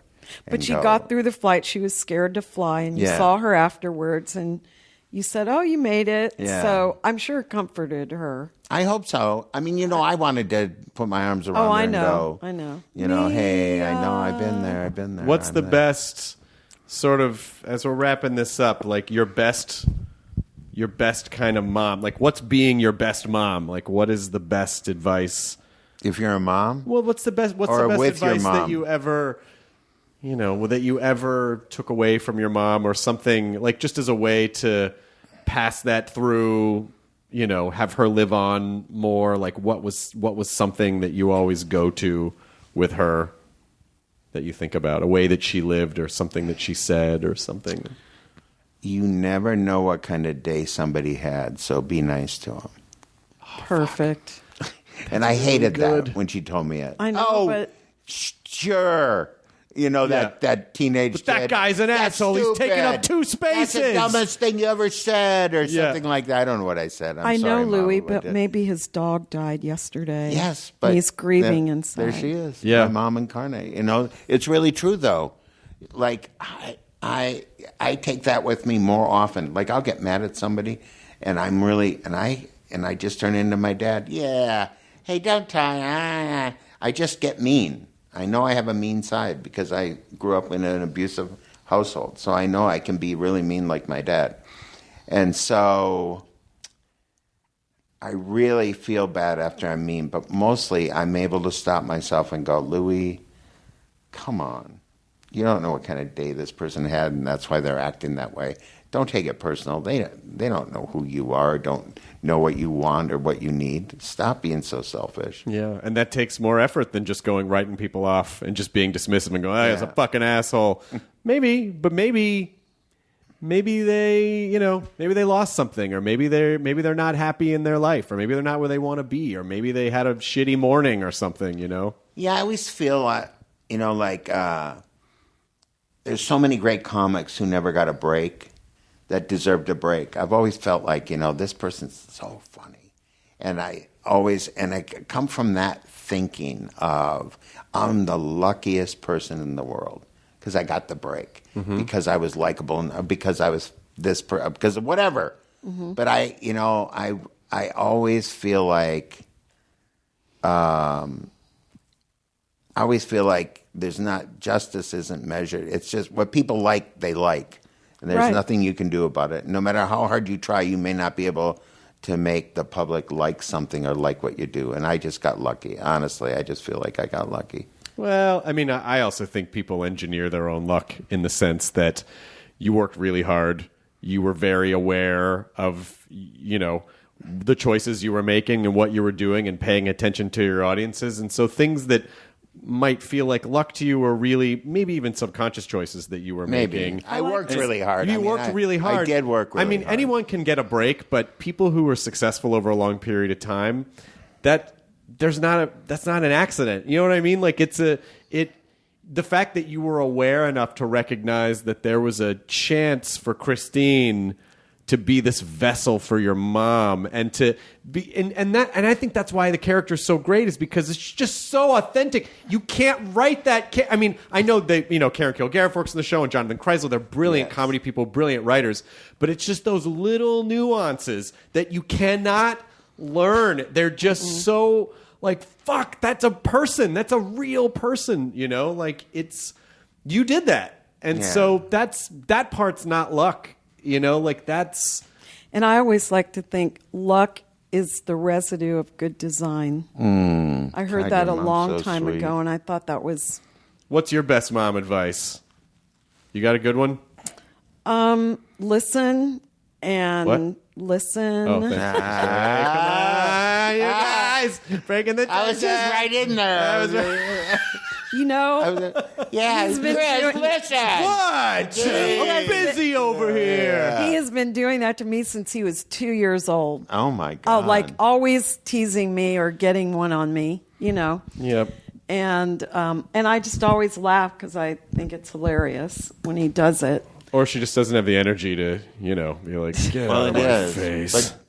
Listen, was that the finish of it, or? No, that was the start of Yeah, I cut her off all the time. Okay, so we'll listen. No, listen to your child and try not to they want to be heard. And if they want advice, you can give the advice, but it just has to be, it's not always about you telling them what to do. You have to finesse it. You have to hear what they're saying and how much do they want feedback or do they want none? They just want to vent. So you just go, okay, yeah, let them be heard and unconditionally love them. I mean, on my I am so happy with my Twitter account. I love it. I love everybody on there. I swear, I follow everyone at Nerdist Mom. Oh. If anyone I tweeted, what kind of I beautiful tweeted compliment to is you. that? Well, it is great, except for the fact that my mom realized that she could get back at me. Like if I tell a dirty joke, then she just starts saying the word vagina a lot on Twitter. Yeah. Like vagina. Yeah, I go vagina, because it drives them crazy. So, and they love that interaction. But I call them my tweeps. I call them all my kids. And I follow everyone who follows me, and I communicate with them. It's like a full-time job.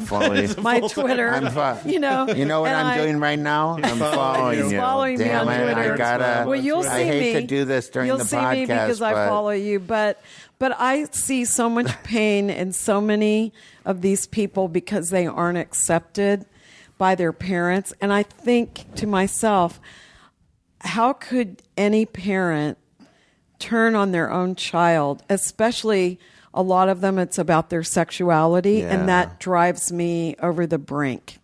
I mean, that child is your child. What difference does that make? And it hurts me so much when people say, my parents don't accept me, I haven't seen them in years, we don't talk. I just say, I'm always here. That drives me crazy too, because can't stand it. Sometimes I'll be... Can't.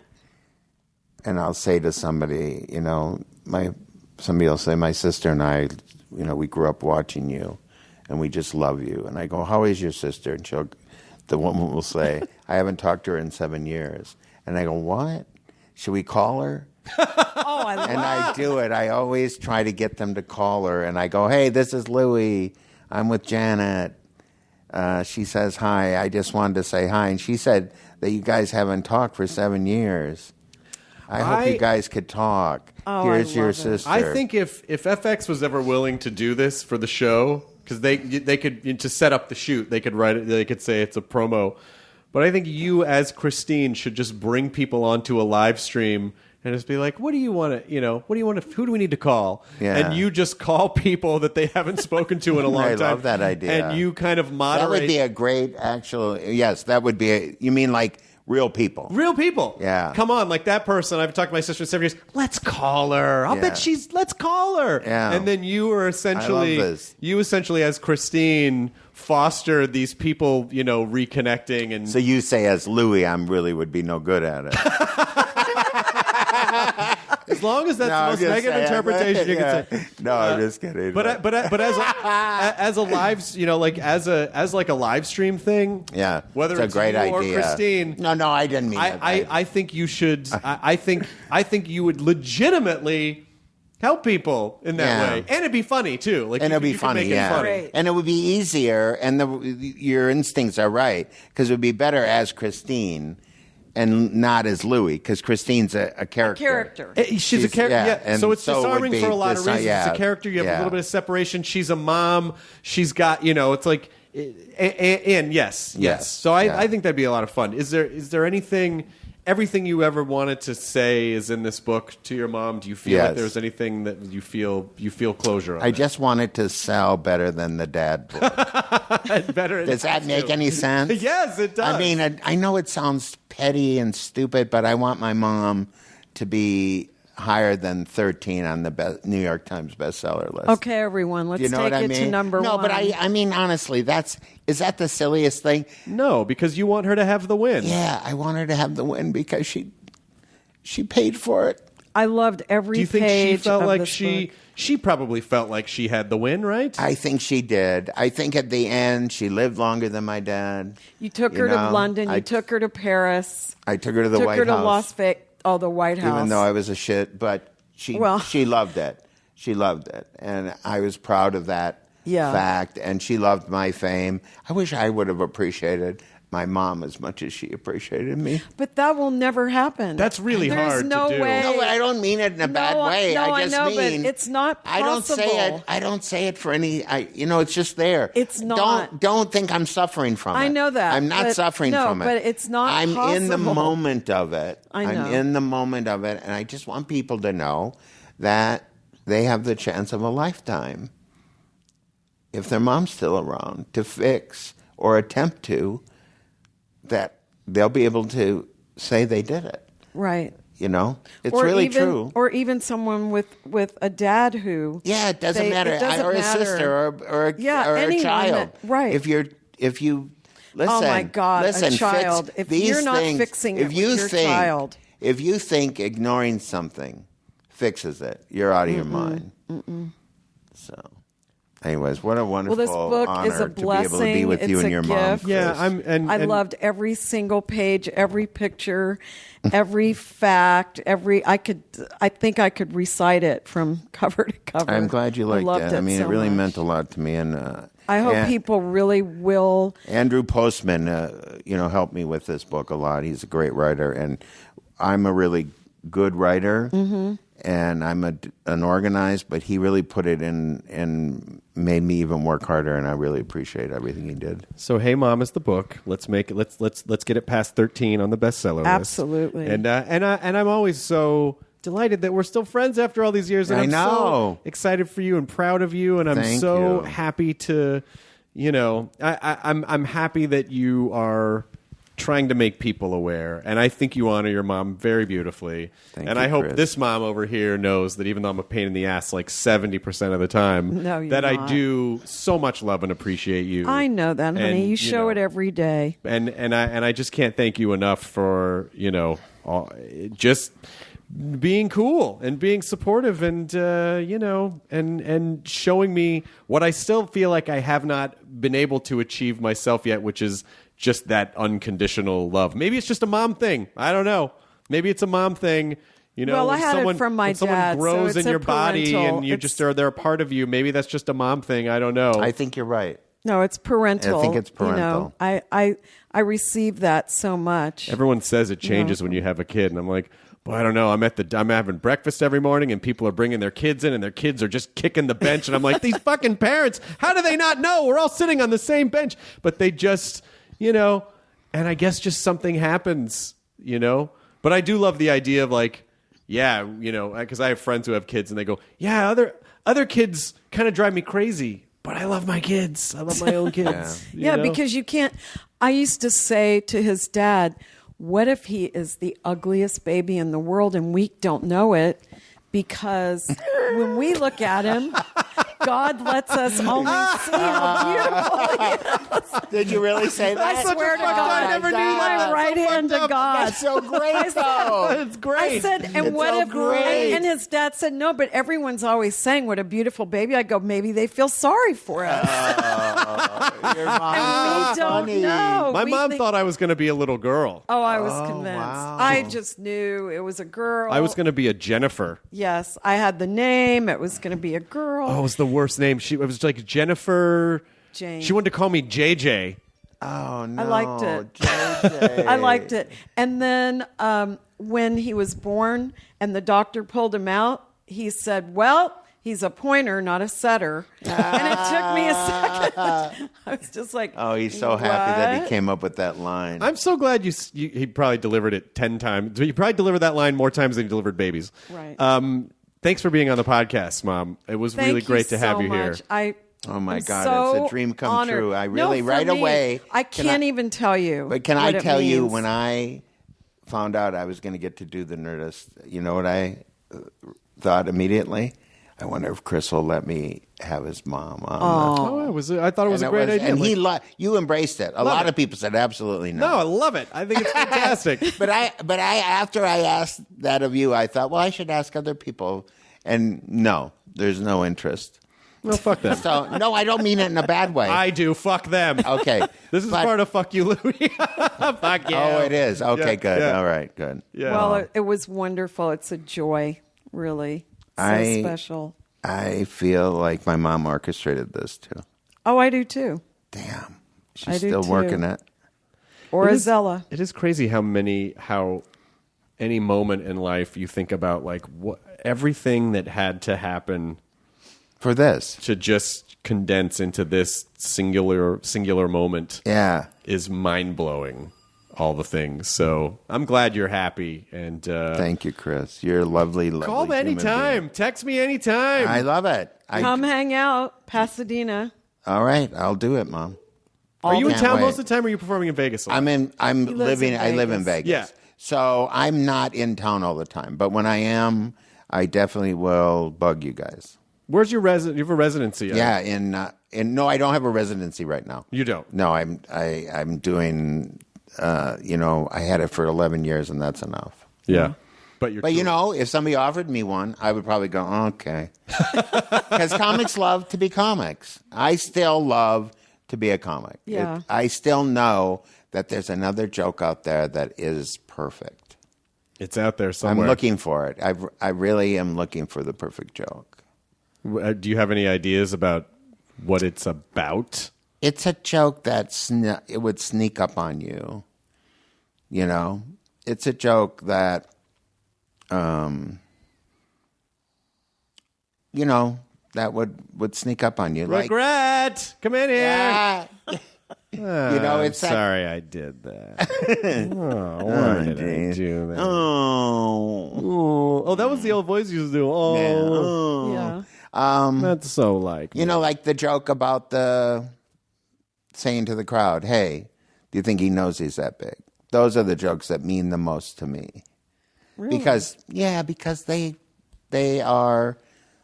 say it all for me, those kind of jokes. Or, I love jokes. I have to say, I just absolutely, like the first joke I ever did about my dad was I was talking to somebody who was with their dad, and I go, your dad and you get along? And they go, yeah. I go, well, my dad, we never got along. I go, he never hit me, though. He just carried a gun.